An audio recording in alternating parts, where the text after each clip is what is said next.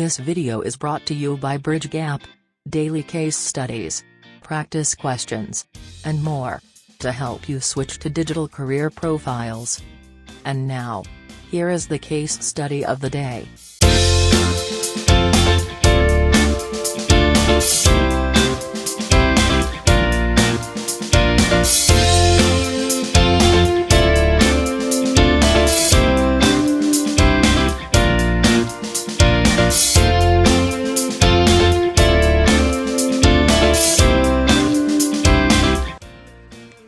So in today's case study, we are going to be assuming that you are working as an editor in a news site. It could be any news site, for example, the one that we are on right now, and you have to write the headline for a developing news story.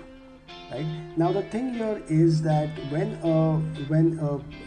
a breaking news happens, there are many ways in which people search for it, and for you to get maximum mileage on search or on Google News, you have to understand and appreciate the many ways in which people search for a developing news story, and for that there is Google Trends. So today's you have to know how to use Google Trends so that you can understand the various keywords, the search words which people are using when they are trying to know about this headline, and use that in the headline of your story.